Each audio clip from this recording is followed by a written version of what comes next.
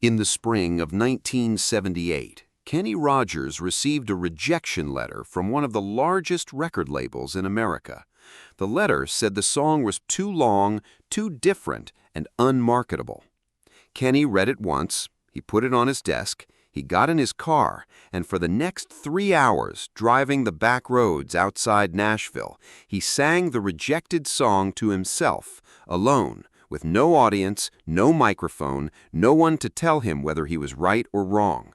By the time he pulled back into his driveway, he had made the decision that would produce one of the best-selling singles in the history of country music. The song had come to Kenny through Don Schlitz, a 23-year-old songwriter who had written it in 1976 while working the night shift at a Vanderbilt University computer center in Nashville.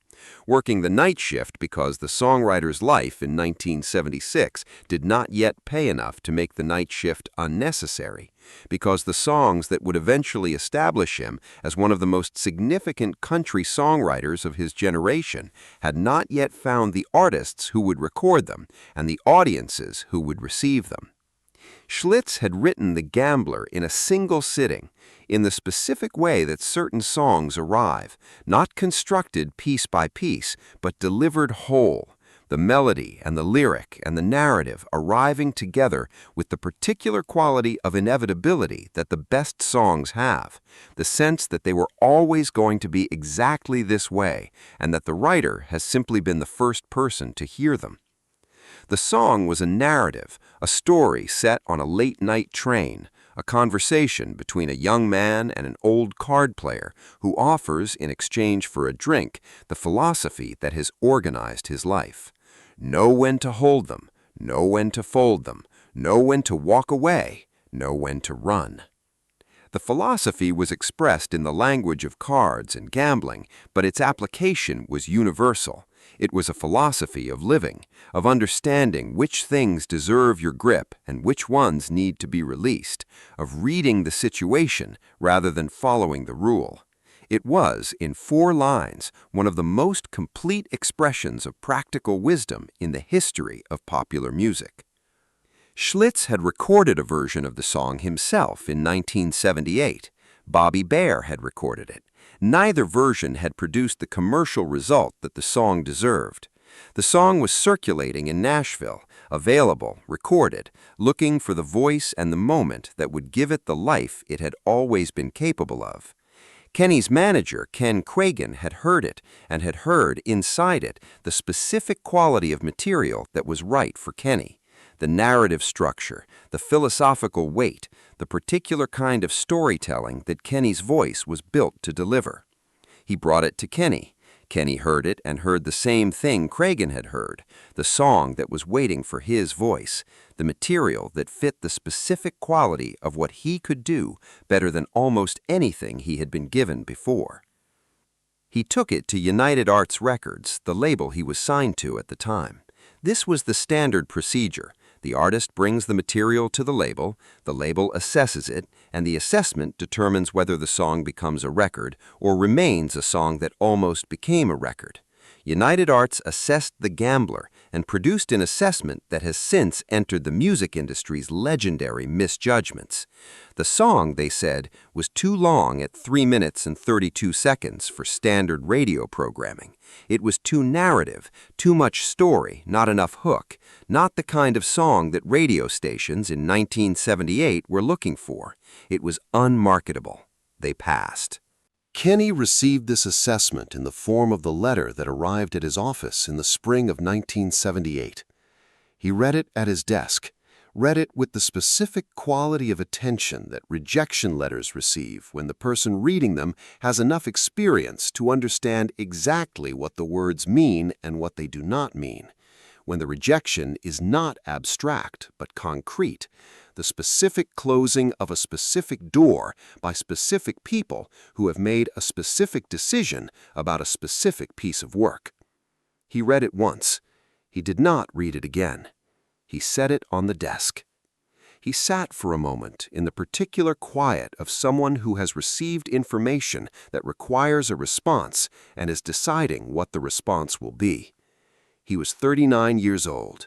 He had been in the music industry for 20 years, had been building a career across 2 decades of work that had produced success and setback, and the accumulated experience of someone who has been told yes and no enough times to understand that neither is permanent, that yes can become no, and no can become yes, and that the determining factor is not always the quality of the work, but often the quality of the persistence. He had been here before. Not with this specific letter, not with this specific song, but in this specific condition, holding a rejection and deciding what to do with it. He got up from the desk. He picked up his car keys. He did not pick up the letter. He left it where it was, face down on the desk, the way you leave something that you have decided not to carry with you. He drove. Not toward anywhere in particular, not to a meeting or a session or any of the destinations that a working day in the music industry produces. He drove the way people drive when the driving is not about the destination, but about the motion. When the specific combination of forward movement and enclosed space and the passing landscape produces the particular quality of interior quiet that allows thinking to happen without the ordinary interruptions of the stationary world. He took the back roads south of Nashville, the roads that run through the specific Tennessee landscape of that region, the farms and the tree lines, and the sky that opens up when you are far enough from the city that the city's particular density has been replaced by the particular openness of the rural Middle South. He sang. He sang The Gambler, the song that United Artists Records had said was too long and too narrative and unmarketable. He sang it the way you sing something when no one is listening and the singing is for yourself rather than for anyone else, without the management of a performance, without the attention to what the song sounds like from the outside, with only the internal experience of what it feels like to sing it, what it produces in the body and the breath and the specific place where music lives before it becomes sound. He sang it through once. He sang it through again.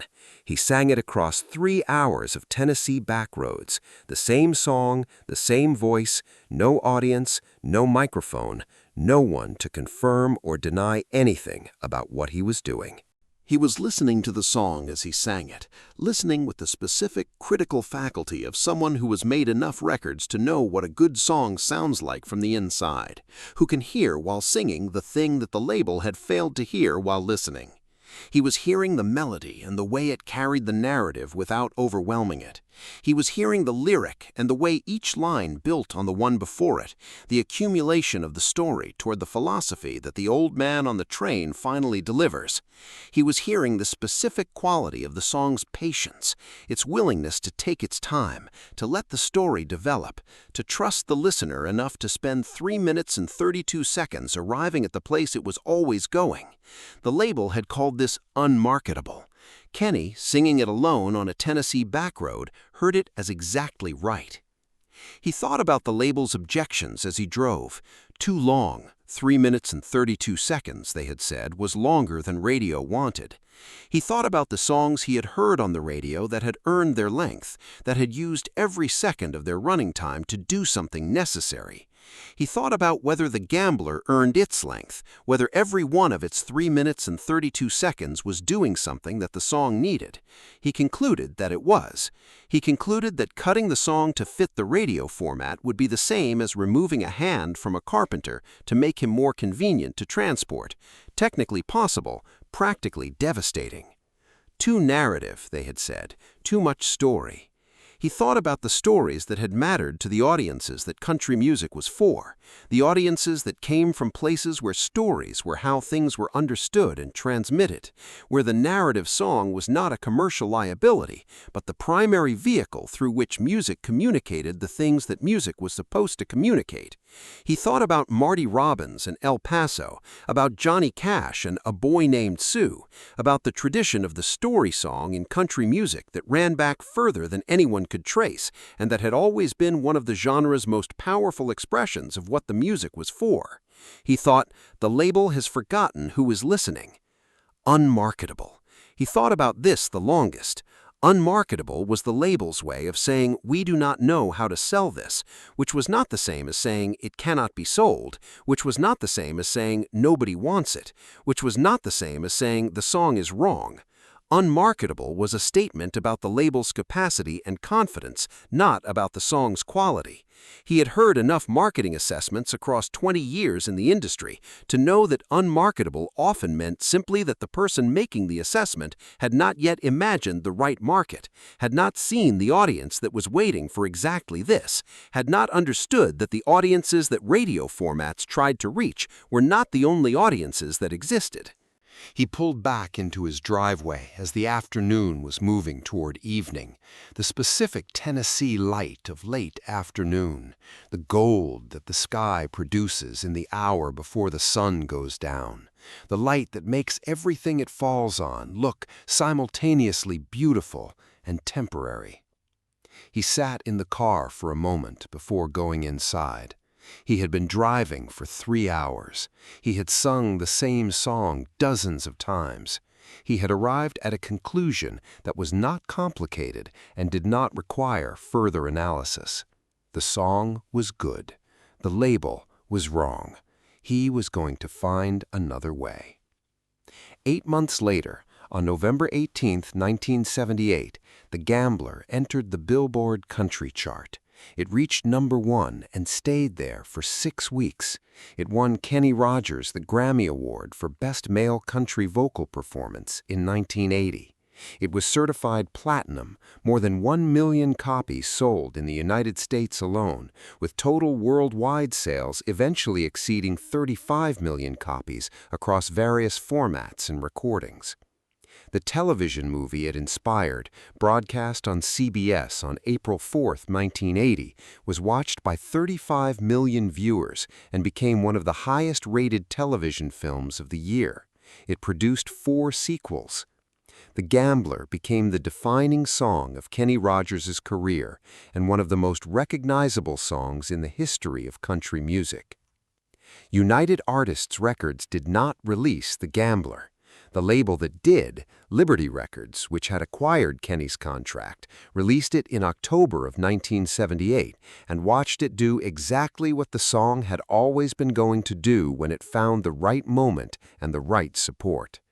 The rejection letter from United Artists became, in the music industry's collective memory, one of the more expensive pieces of paper in the history of the business.